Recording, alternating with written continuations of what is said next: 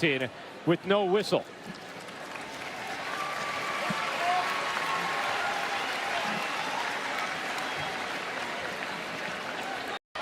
Here's Clark for 29 points, gets tripped up.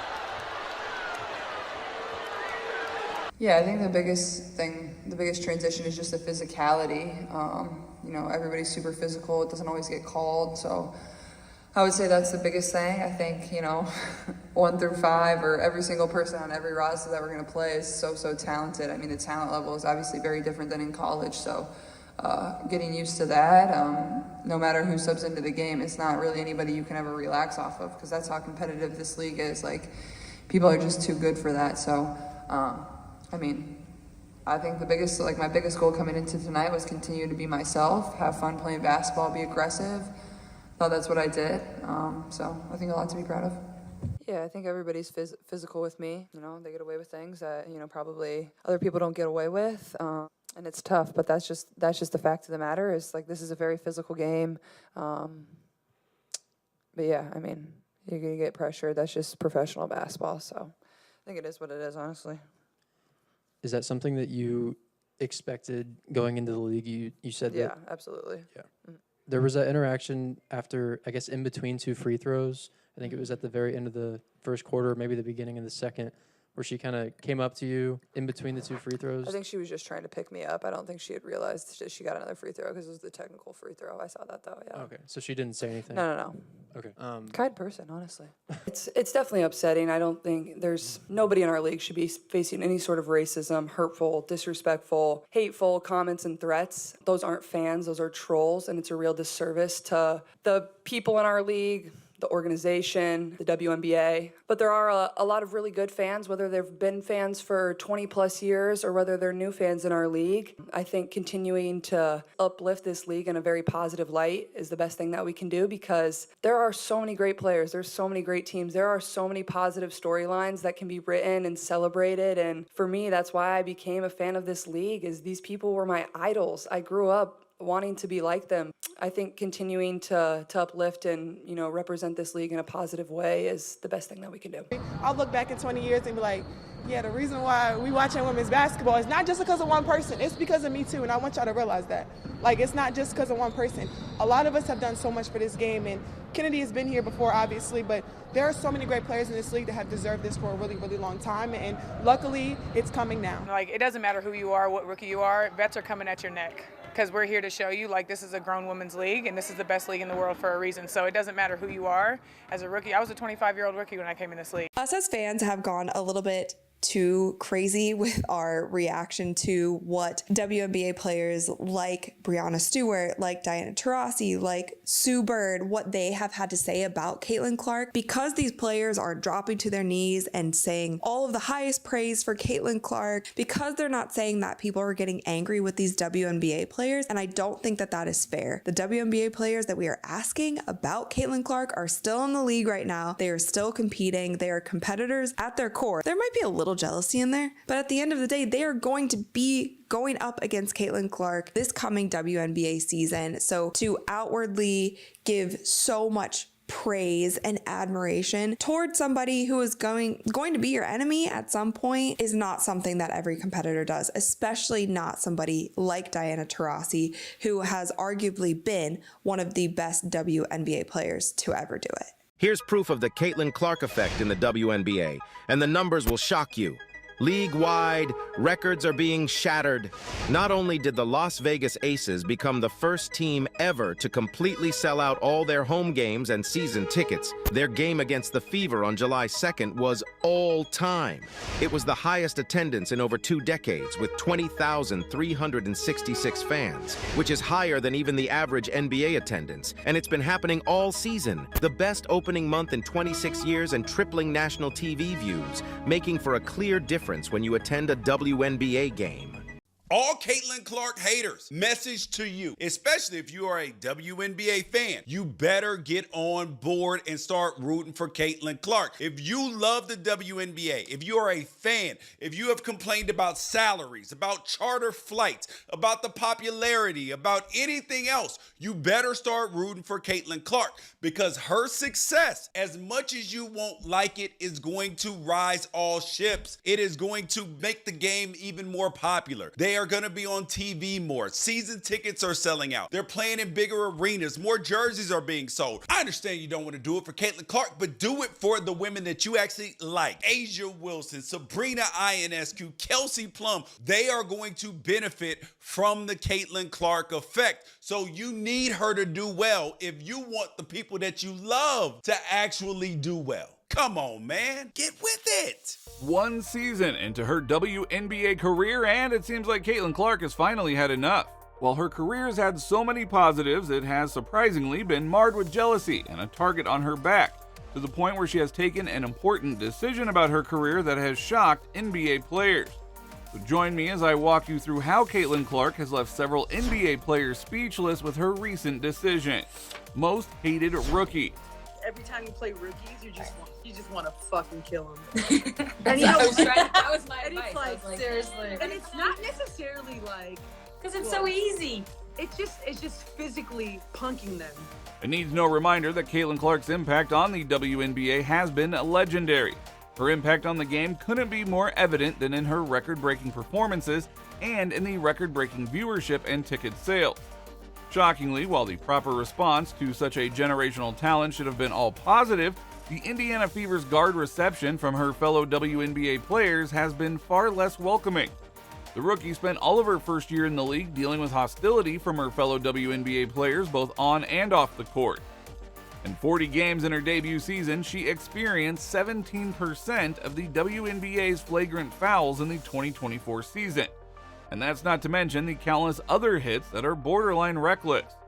Being a constant threat, her fouls would have made sense if fouls like these didn't also happen. Or this. Now keep in mind that both of these fouls came from the Chicago Sky, the very team that drafted Angel Reese, and that the Sky committed 4 flagrant fouls on Caitlin in 4 games. Shockingly, it wasn't only the Chicago Sky that pushed, whacked, tripped, and unnecessarily made Caitlin feel unsafe in the league that she had always dreamt of playing in. It was a constant case of jealousy and hostility, but the rookie kept it professional all through. But how much more could she take before calling it quits? Not thankful.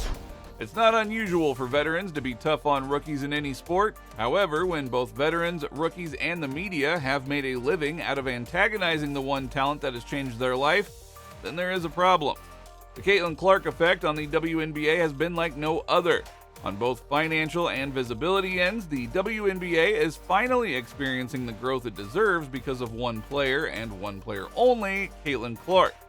And if you don't believe that, then listen to WNBA legend Sue Bird's assessment of the Caitlin effect. Sedona Prince's TikTok, Kobe Bryant wearing the WNBA hoodie. Yeah. Like there was these little moments of breakthrough. And then all of a sudden, this player named Caitlin Clark comes. And the way I frame it is, fire was going. It was burning.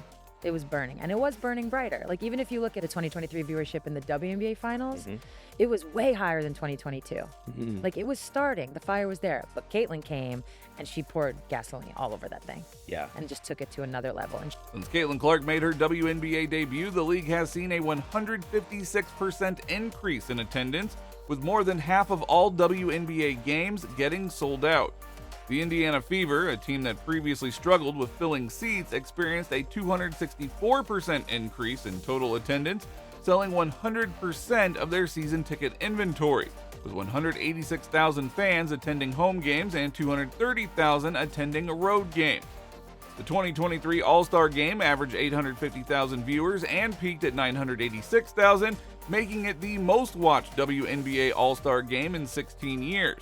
However, Clark's games on TV in the 2024 season averaged 1.178 million viewers, almost 3 times the audience for all other WNBA games. In the words of longtime NBA announcer Mike Breen, Caitlin is doing rating-wise for the WNBA what Michael Jordan, LeBron James, and Steph Curry have been doing for the NBA. Unfortunately, while such an impact should be lauded on any given day, WNBA players have made it a mission to be jealous and use her name to stir up racism and hate. They don't seem to be particularly thankful for all the good things that she has brought and the many things they can expect because of her presence. Connecticut Suns guard DeJounte Carrington, despite having Nalissa Smith, Caitlin Clark's teammate, as her partner, has at every turn attacked the Indiana Fever's guard both on and off the court. She has mocked, poked, and called out the 22-year-old rookie for being silent for the times her fans had gone out of line, even though Caitlin has on multiple times addressed the issue. Dog, how can one not be bothered by their name being used to justify racism, bigotry, misogyny, xenophobia, homophobia, and the intersectionalities of them all is nuts. We all see the shit, we all have a platform, we all have a voice, and they all hold weight. Silence is a luxury, Carrington tweeted. Well, as you can see, Caitlin is being made the face of things beyond her. I mean, how many times do you see NBA players like Dylan Brooks calling out LeBron for what his fans are saying about him on social media? At this point, it is all intentional, and it seems that the player has finally had enough of the hate towards her. Enough with the hate. At the conclusion of her rookie season, Caitlin Clark took to social media, thanking all of her fans and defenders for supporting her through her tough first year, and claimed she would now be reflecting on her past year as she makes a tough decision on her future. Just to be clear, she didn't explicitly declare that she would be leaving the league, but no one has to admit that she can only take so much. WNBA players have for years had the opportunity of taking their talents to Europe, as in the case of third overall pick of the 2024 WNBA draft, Camila Cardoso, who is currently playing for the Shanghai Swordfish of the Women's Chinese Basketball Association. Caitlin Clark's options are quite unlimited, with her Big 3 offer still on the table. Long before she got drafted, the 3-on-3 Pro Basketball League, founded by famous actor and rapper Ice Cube, featuring All-Stars, Hall of Famers, and World Champions, offered Caitlin Clark $5 million to play just 8 games, while still retaining the option to pursue a career in the WNBA. At the time, she turned it down, choosing to focus on her WNBA career, even though she was projected to earn as high as $15 million in contract value. A contract worth 45 times more than she is expected to earn over 4 years as an Indiana Fever player.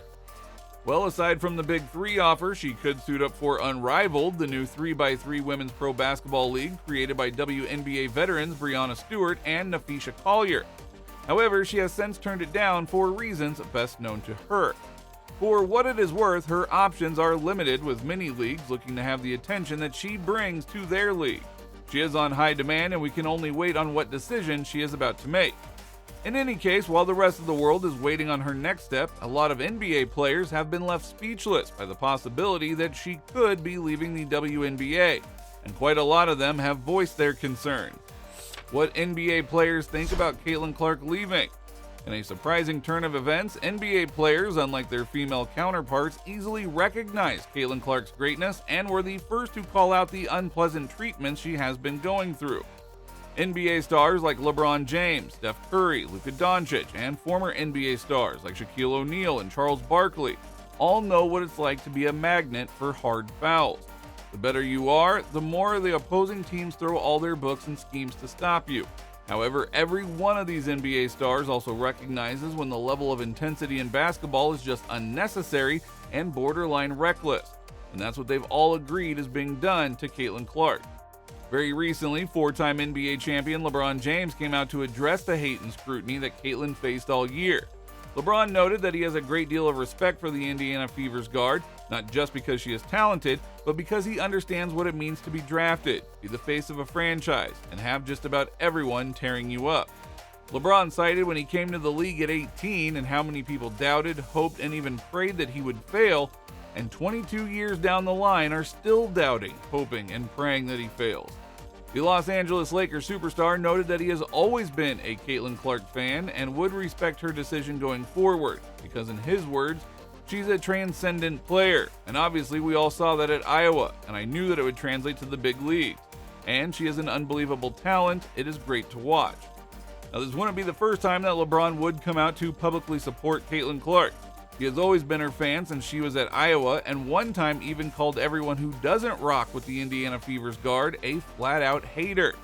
Hall of Famer Shaquille O'Neal has changed his tune about Caitlyn because he supported Angel Reese, admitted that what's been happening to Caitlyn is professional jealousy, and while it's great that Caitlyn has remained professional all through, everyone does have a breaking point. So we can all hope she doesn't chicken out and leave the league. For what it's worth, we can only hope that Caitlyn takes the positive when reflecting on her first year in the league and remains in the WNBA, because without a doubt she is the biggest thing to happen to women's basketball in ages. Well, NBA players aren't the only ones taken aback by the possibility of Caitlyn leaving the WNBA, as fans have noticed too, and according to a user comment, "I blame the referees for not stopping the attacks on Clark. There were so many attacks on Clark and the referees never caught a foul. They just let it go, and that's what happens when they know they can attack the #1 player in the league and get away with it. That's what they do." Another user commented, "A professional has no reason to go after rookies to prove something. Just play the game." If you enjoyed this video, then the next video on your screen is also worth your time.